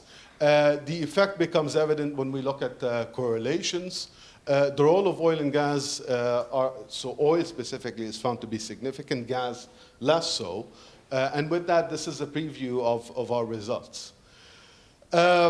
We build on a very, very vast literature. So here I'm just basically showing one slide, and you can see there's a vast literature out there looking at the nexus between oil and equity markets. All of these studies do that. So these studies focus on volatility spillovers from oil to equity markets, or in my second list, we have studies looking at contagion effect and looking at whether basically oil shocks are going to spread to equity markets. So long story short, there's a lot of literature that we build on. So what's our modeling strategy? Our model builds on the important contribution of Beckett and his co-authors. So we use an international conditional CAP-M. This is the model. We assume that purchasing power parity holds, and I'll show you the equation. It's going to be easier to explain the model with the equation. So if you look at the model, we have the return on a given market I, which is one of the MENA markets, that depends on a vector Z, which is a set of instruments. And you have the returns on the US market, oil price fluctuations, gas price fluctuations, regional effects, so the return on the regional market, and then a part that's not anticipated. So the first part right here is the part that's anticipated, And the second part is the part that's not anticipated. So we decompose the return into a part that's anticipated and a part that's not anticipated. In fact, the test of contagion effects is going to have to do with the unanticipated part, to be more specific. So this is our model. So we augment, in fact, the way we can view that is we're augmenting the model of Becker and his co-authors with a number of factors. So I mentioned all of that, so I might as well skip. So this graph, I think, summarizes pretty well what we do. So you can look at contagion as originating from the US. Okay? So the US market is affecting one of the MENA markets, and the effect can go in many different ways. So you have a direct effect, okay, which is the effect that you're seeing right here, or there's an indirect effect. The indirect effect is the return on the US market going through oil and then affecting market I, or going through the regional return. So the US return affecting the regional return, which in turn affects one of the markets that we're looking at. And then there's an effect, another indirect effect from returns in the US to gas to one of the markets in the MENA region. Now, there's an important beta here, an important arrow. So just to go back one slide. So those are the betas, the sensitivities of every one of the returns for our MENA countries to US returns, to oil price fluctuations. So those betas measure the sensitivities. So just to go back to my graph here. So this graph we put in the paper just to say the following. There are direct and indirect effects, and we also say another important point, which is this. There is, in fact, causality running from oil to gas. We test for causality, and we establish causality that runs from oil to gas. Our idea was to put in gas because some of the countries in the region are not only oil exporters, but also gas exporters. And we have in our sample, in fact, Russia, which is both, oil and gas exporting. So we thought right at the beginning of the project that maybe gas can be important in amplifying shocks or dampening shocks. Now, when we test for causality, it turns out that oil price fluctuations Granger cause gas price fluctuations, but not the other way around. So it's a unidirectional causality going from oil to gas. So that's the idea graphically.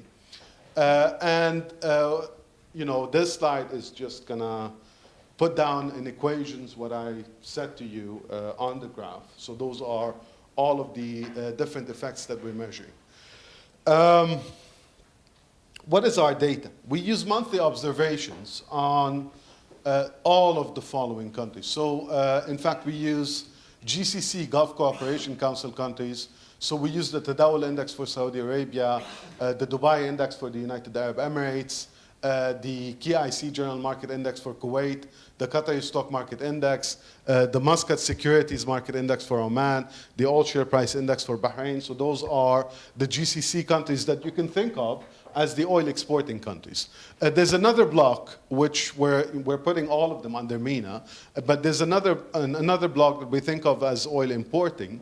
And you have Lebanon, the Blum Index, Egypt with the EGX 30, the Amman Stock Exchange, the BIST Index, the BIST 30 Index of Turkey, the Tunisian and Moroccan equity indices. And we put in our sample, in our cross-section of countries, the US, well, it's basically very important because contagion runs from the US, but we put in Russia as a comparator, as a benchmark, because Russia is both oil exporting and gas exporting. I did not mention how we measure gas and oil prices. So basically we use futures prices. We don't use spot prices. The reason being that investors transact in the futures, not the spot market. So we use futures prices from that premise because, in fact, the way we think of markets is investors investing in futures, not in spot prices directly. So we use, again, monthly data on oil and gas futures. So we have a set of, so if I go back to the model, I can show you a set of local instruments what we put in Z right here. Okay? So those are instruments that are specific to the country. What are the instruments that we have? So we use as two instruments the money supply, the growth in the money supply, the growth in M1, and inflation.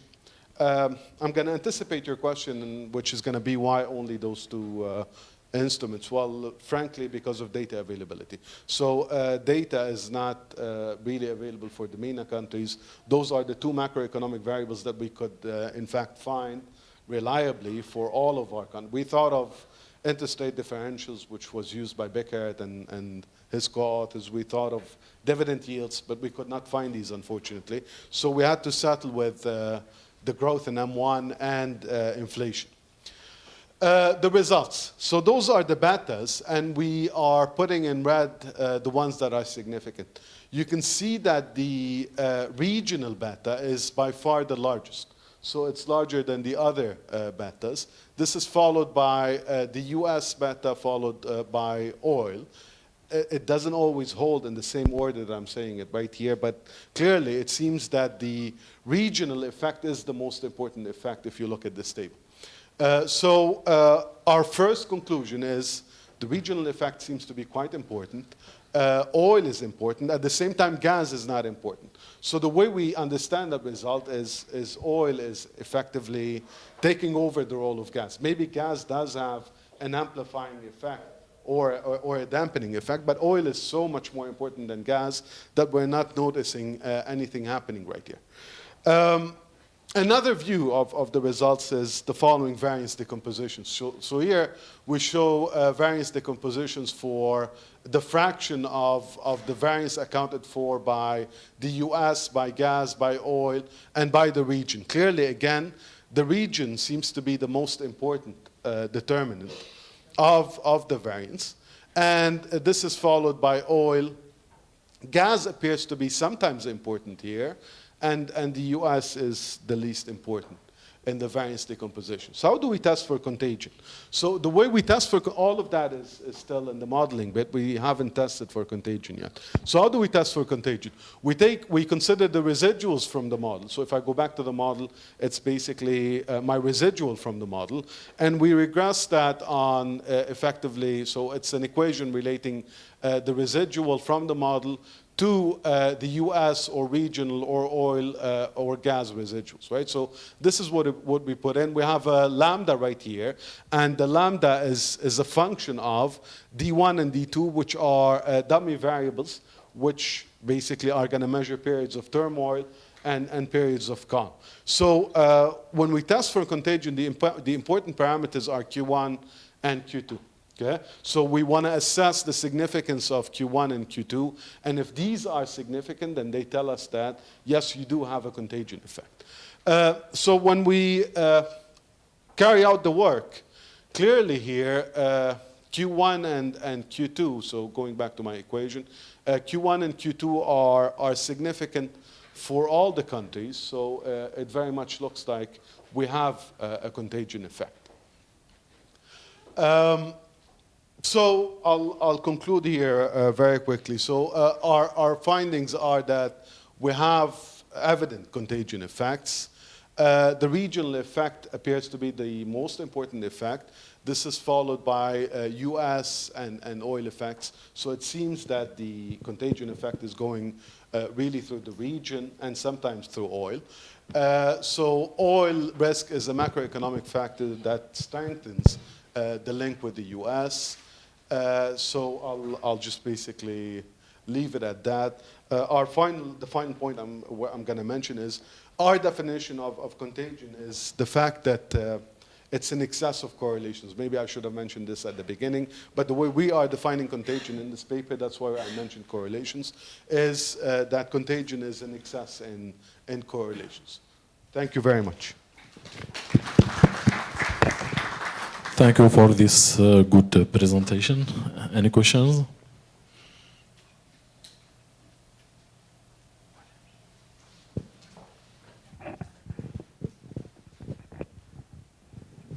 I'm sorry I came in late, but I was just wondering, this data that you're giving us, who uses it? How can we use it? How can it be useful?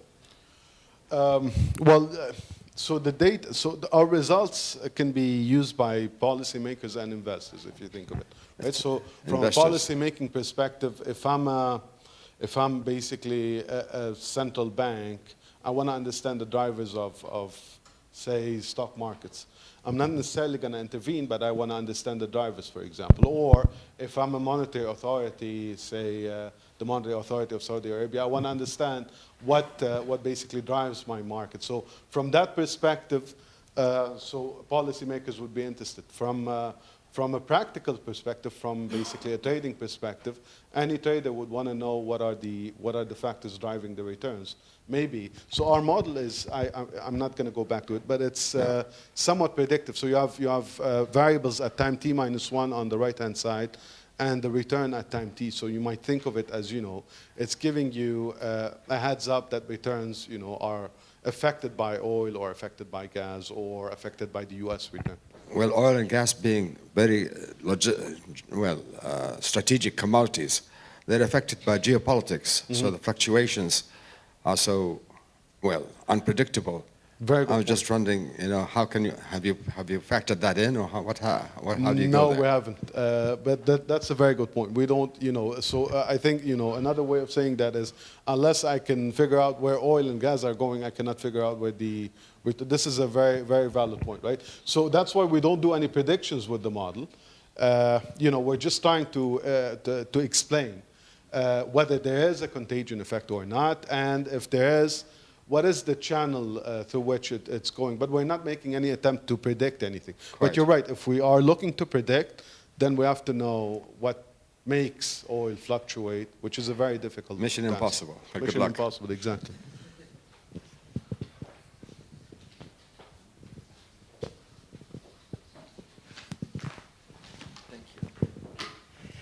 Hello. Can you present again the unexpected factors in your linear equation?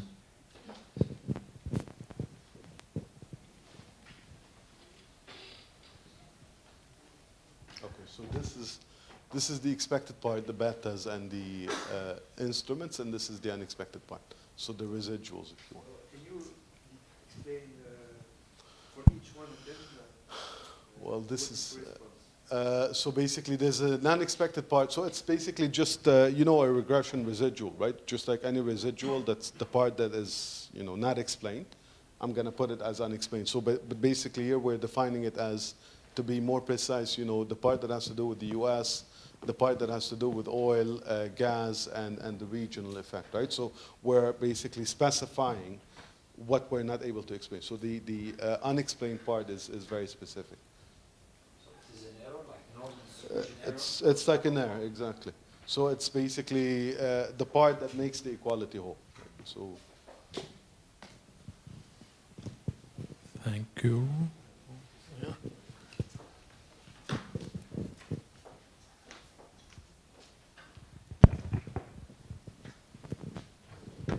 Thank you. I have a concern about the link you make between contagion and financialization.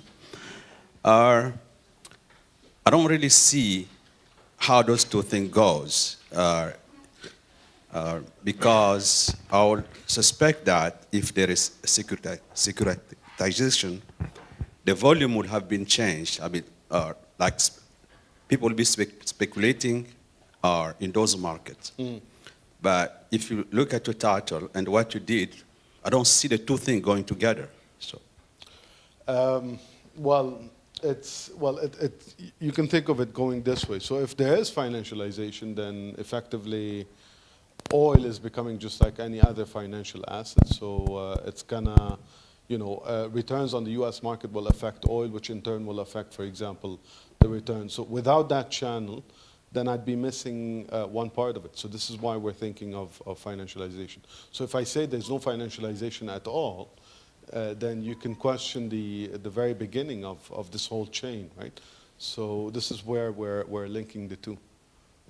Is it possible to look at the trading volume? Does the trading volume has changed?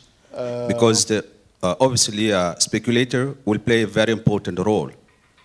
Yeah, that's a good point. We should look into that. Maybe we can get data on volume. Yeah, that would be a good point. So maybe we can collect data and look at whether we see any changes there.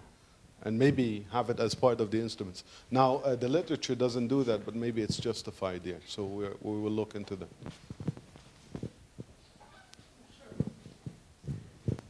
So how would you connect this work to the question of the conference about energy transitions? Very good question. So can you give me 5 minutes to think of that? So basically, no, but the point here, so if I also think of it from a policy-making perspective, so the point is equity markets in the region are mostly affected by, so according to our results, by the US, right? So it's not, you can think of it as, yes, oil is important, but it's not the end of the world for us, right? So yes, there's a need to transition maybe down the line into other forms of energy, but it's not oil. So we think of oil as being the driver of everything in this part of the world. But according to our results, it's the US and oil. Right? So there's no rush, let's say, into transition, if I get your question right. No. So, then maybe I need to think of it. Shadow pricing. Shadow? It's just a money construct. Mm-hmm. So it's completely, I don't know what the relationship is. Okay. So, Thank you for your presentation. I will need to. Financial time series are always or mainly have a feature which is conditional heteroscedasticity. Did you take that into account in your regressions? Well, if I go back to the model, so if I go back to not the zombies, but the model. Yes. So yes, you can add an equation. So here we're assuming normality, and in fact we're allowing the variance to change with time, right? So if you allow for Garch effects, which is what Beckett and his co-authors do, then the results would be, would be the same. We're not going to see any major change. That's a much easier question than the previous one. So yes, you're right. There will be conditional heteroscedasticity, and if you account for it, then the same story still holds. Thank you again. We remove motion by Samir Azhar, Mr. Samir Azhar.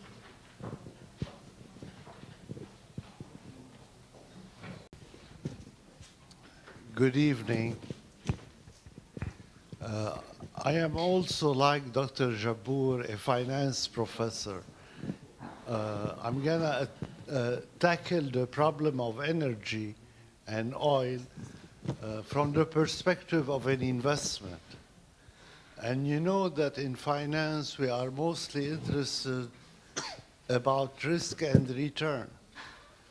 The main purpose of my article is to study the risk of a commodity index which is energy related, which is called the Rogers Energy Commodity Index. I think it is a representative index of the energy related assets.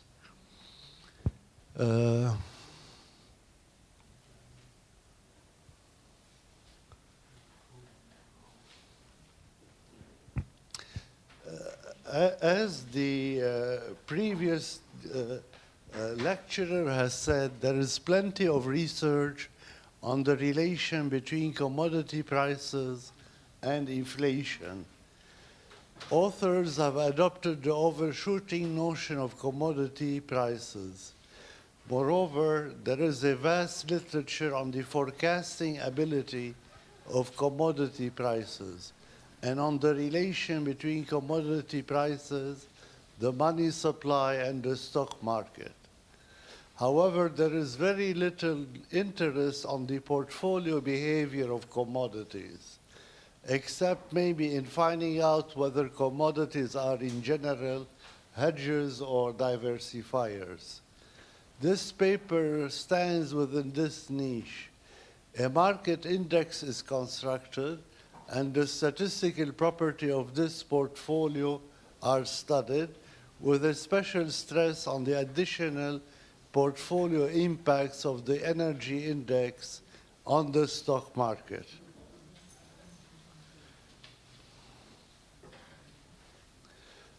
That's the composition of the Rogers Commodity Index. It has in it crude oil, Brent, natural gas, gasoline, heating oil, and gas oil, with the proportions that we have on the right-hand side. Our basic portfolio, we are allowing, first of all, for short sales. My portfolio intends to show the contribution of 3 commodity indexes to a well-diversified stock market index, as made up of the following: the Rogers International Commodity Index for energy, the Rogers International Commodity Index for agriculture, the Rogers International Commodity Index for metals, and the S&P 500. That's the variance-covariance matrix on an annualized relationship. It is in variances, not in standard deviations. The standard deviation of the Standard & Poor is the smallest among all of them. It stands at 16.7%, which is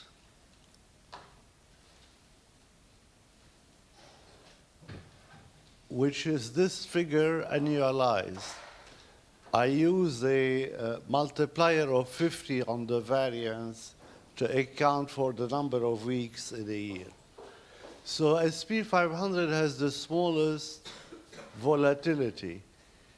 The energy index has the highest one at 32.8%. Statistical variance analysis shows that this index has statistically the highest variance, followed in rank by the metals index, and followed with the rest altogether. Covariances vary between 1% and 3.5%.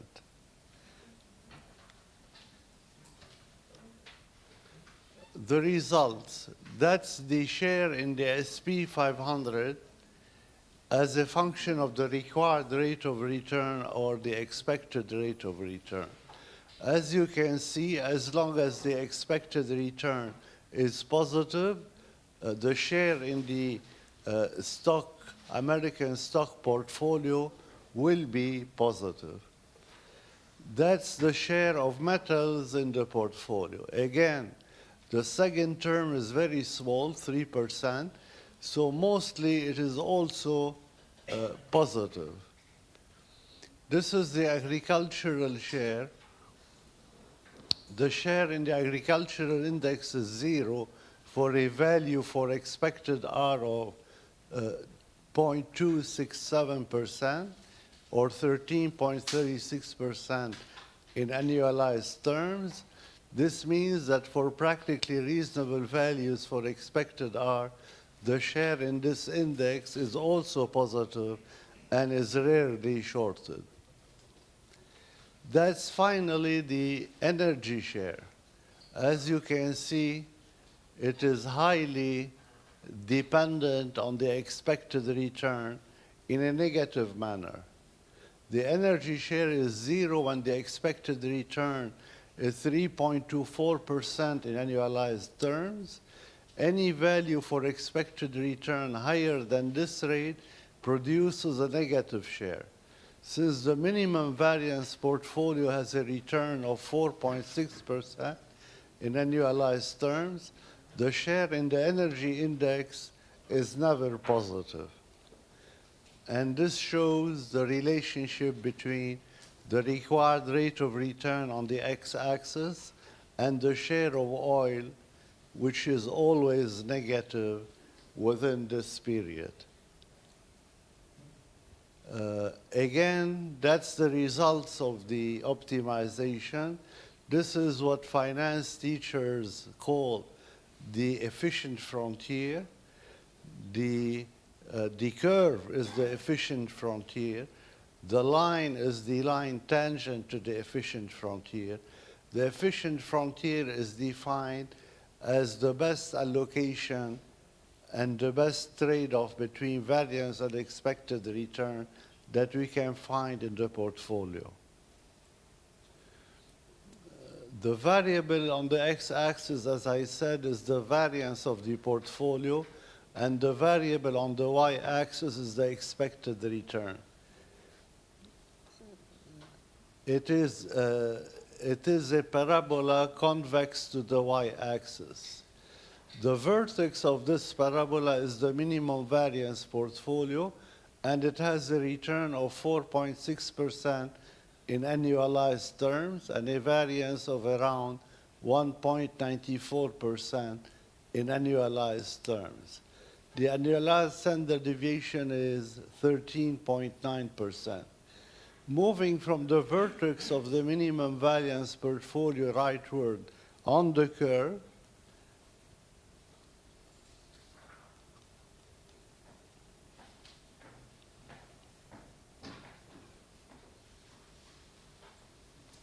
okay.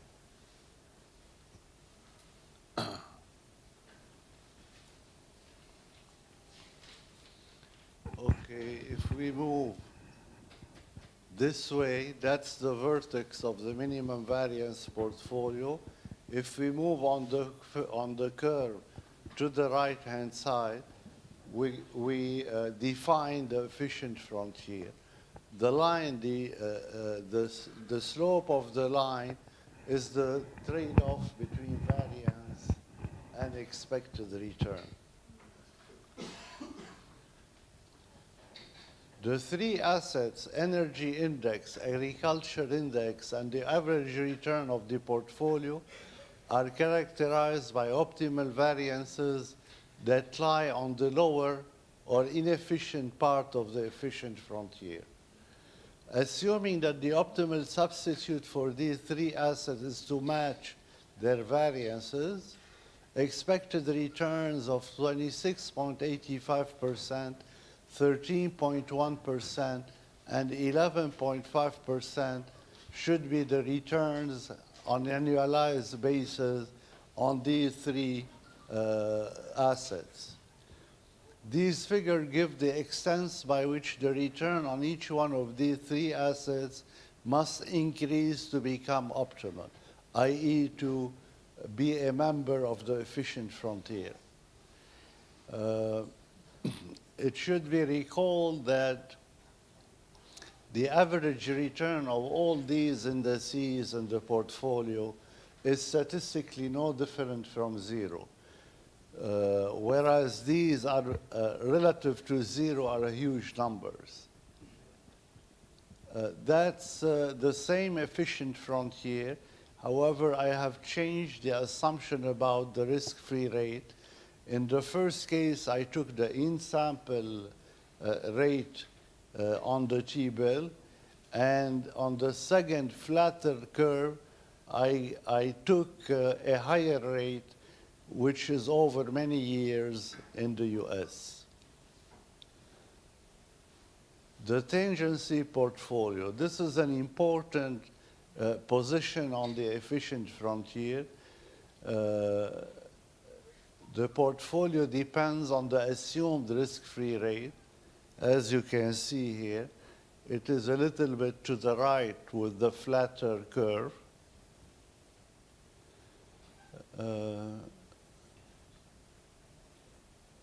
The second, these tangency portfolios were obtained by maximizing the ratio theta equals expected return minus the assumed risk-free rate divided by the variance of the portfolio. The first capital market line for that specific riskless return has an average return of 12.9% annualized, a figure which is quite close to the return on a well-diversified portfolio of common stocks. The fact that the data in this paper result in reasonable values for the tangency portfolio is testimony to the soundness of the model. The second capital market line with the second estimate of the risk-free rate carries an average return of 14.66%, again reasonable for the US. These two variances represent the estimates of the variance of the market portfolio. In terms of standard deviations, the figure becomes 17.72% and 19.2% respectively. Again, such estimates are close to the standard deviation of a well-diversified portfolio of common stock in the US financial market. Now, this is the statistics on actual and optimal energy commodity index. The actual variance is put here. The predicted return from the efficient frontier, we have two efficient frontiers depending upon the riskless return. That's the predicted return on a weekly basis. That's the predicted return by the capital market line. And that's the annualized predicted return. So we need to have at least 27.87% return on oil or 41.93% estimate through the capital market line in order to hold the energy index.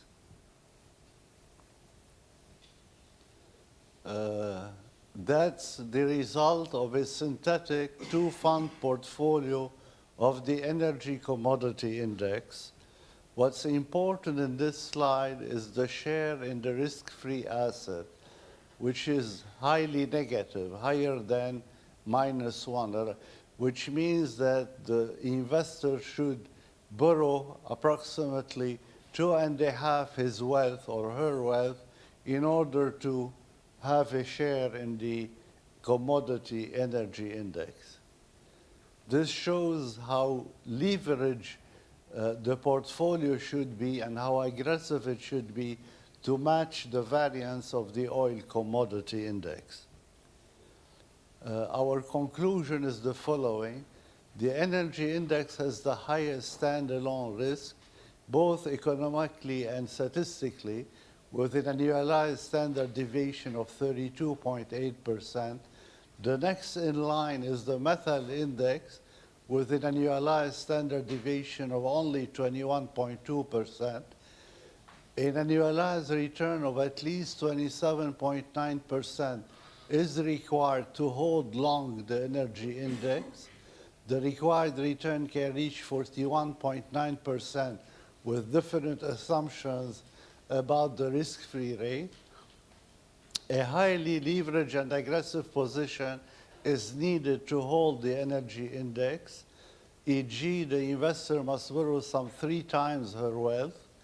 The energy share in any portfolio is always negative, i.e. the energy index is always shorted. It is unclear whether shorting the energy index to this extent is practicable and feasible. Thank you.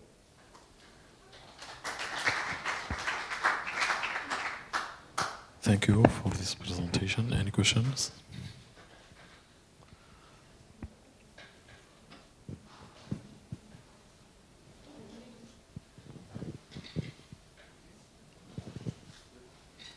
Okay. Okay. Good late afternoon. So what do you think the implications of your presentation are for long-term investments? It's a bad investment, very bad investment. In the energy stocks? As an asset, as a financial asset, it should be avoided for sure. And so? Only if you can short it, it will be interesting to hold. So do you think that means there will be less investment? In oil itself, yes. However, you could study oil companies oil companies may have a positive return. In this case, we have a zero return on a weekly basis. Thank you. Thank you for all. Thank you.